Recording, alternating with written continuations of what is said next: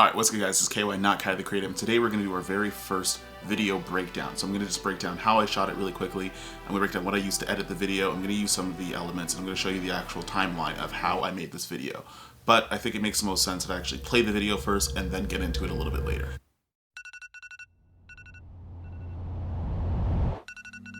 From the moment you wake up in the morning, you're dedicated, stubborn, determined to put in 100% day in and day out.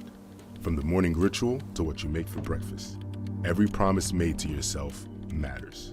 If you can't promise yourself something important to you, what makes you think you can promise anyone else anything? It's not always easy. It's not always fun.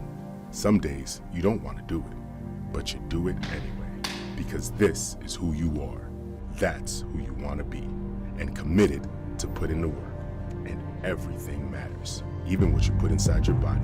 The details matter, the nutrition matters, and supplementation matters. It's the attention to the small stuff, making sure you cut no corners, leaving no stone left unturned. And at the end of the day, what happens? You give yourself 100% every single day.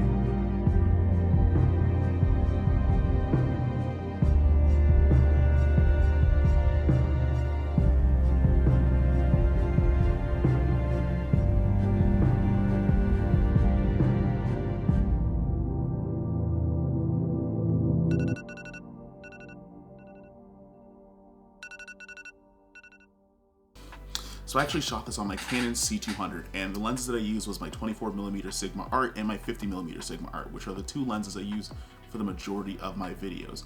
The 24 I'll usually use for the wider shots, things that I want to give a little bit more perspective where things are, and the 50mm is for those tight shots, those details, and things like that, which I actually talked about in a past video. So if you want to go and check out that video as to what your wides and your tights are, I'll use different lenses for that. In this case, I use a 24 for some of the wider angle shots, and I use a 50mm for some of the close-ups and the tighter shots as well. Editing, the way that I edited this, I actually edited on Davinci Resolve. Now, I use Premiere Pro and I use Davinci Resolve for some of the more narrative-based things or things that I will record in C-RAW or any RAW codec. I'll use Davinci for.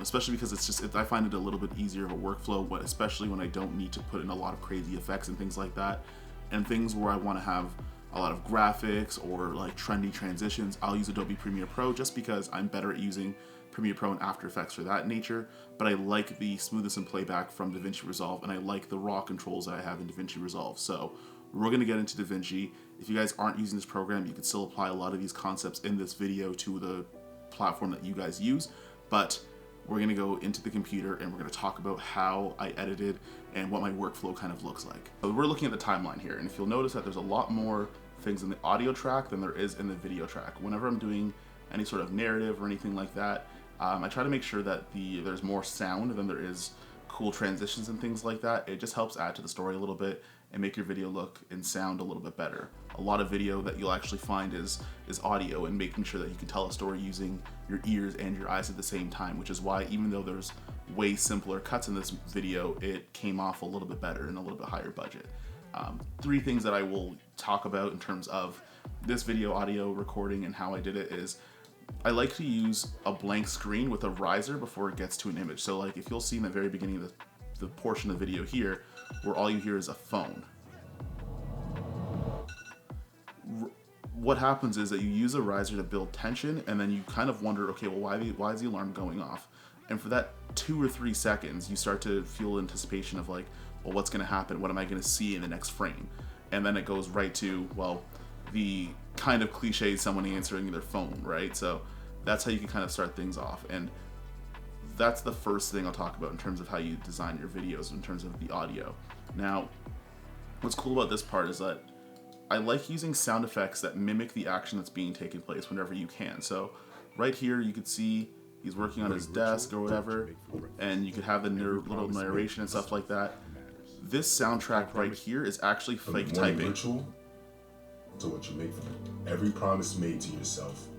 Now, albeit it's a little bit choppy, but you could actually hear the typing and the little typing sounds if you watch this video again. And that's actually a sound I just got from Epidemic Sound. Sometimes you can't get really good quality, what they call Foley on your videos, and you will actually use things like Epidemic Sound to kind of bridge that gap. Another thing here too is because I wanted to make it more of a narrative style, I wanted to use hard cuts. You don't see any speed ramping in here, you don't see any zooms or blurs or anything like that. And one of the situations where I needed to transition between one guy and another guy is I made 2 shots, and there's something called a match cut. Now, it's not necessarily a traditional one because they're doing a little bit different things. You'll see in this clip here, as I scrub over, this guy actually turns around and walks towards me, and you have this person walking away from the camera. But the framing is the same, where you have space here, and somebody in the middle that helps transition those 2 shots together. Another cool thing in here is we actually shot this in a basement gym. So that second part where you actually see some of these things going on, we shot at a public gym, we shot at a basement gym. So I've tried this before when I lit these guys up, and I actually used the Godox SL60s right here, and there's also a Quasar T8 on this side as well, lighting that subject and giving you that Rembrandt lighting and making everything look much more cinematic than it is. This is literally just a run-of-the-mill gym. And last thing in terms of shots and stuff like that is how I broke this down, is that you actually have this right here, which is a Quasar, another Quasar on this side, and then you have the SL60 high above as that person looks up. Now, if you want to get more of a dramatic, I'll play that. Now, if you want to get more of a dramatic shot, you can use that type of lighting. And for the videos that I do when I'm highlighting a character, sometimes I'll have something called a hero shot, where it's literally maybe just them staring at a camera like right here, or something else, or whatever you want to use. But I make sure that I have shots like that or something that goes in between to help tell a little bit more of the story. So that's kind of a quicker breakdown. If you want me to go into more in depth, I will be able to do things like that. So really quickly, I'm going to go into the color grading, and we're going to go to the next tab, which is the color tab in Davinci Resolve. That will take a second to open. Now, I probably should get a better iMac for this type of stuff, but it is what it is.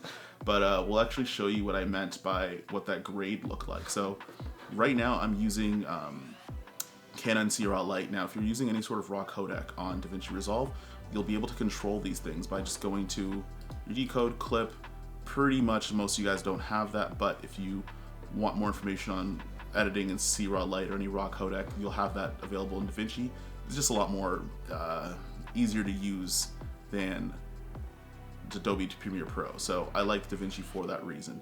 But a lot of these guys is just slight adjustments, and that's why I like the raw codec so much, is I can make these micro adjustments here while simultaneously I applied a LUT on here before. So like if all of these things were at 0, so if I went all the way back to saturation, that's just what it looks like with the LUT kind of thrown on top of it.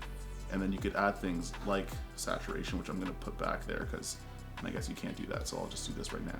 But you could add that saturation back, you could add contrast back, and you could use things like scopes and stuff like that. But really a quick color grading breakdown for this is I use the same LUT, which is out of my LUT pack, which you can find in the description, and then I just use the raw settings to actually make those micro adjustments to really bring it in and to make sure that the colors of your skin is proper.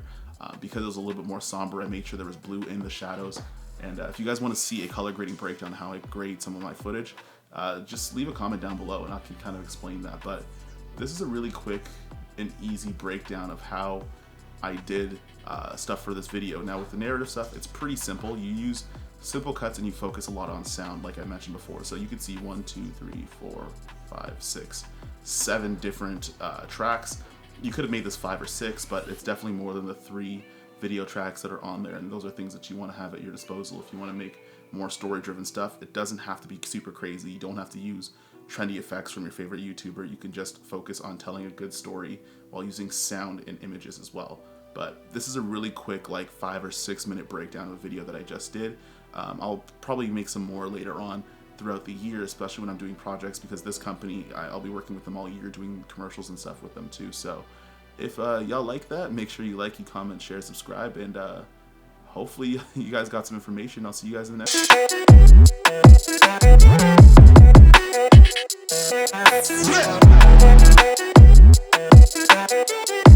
next.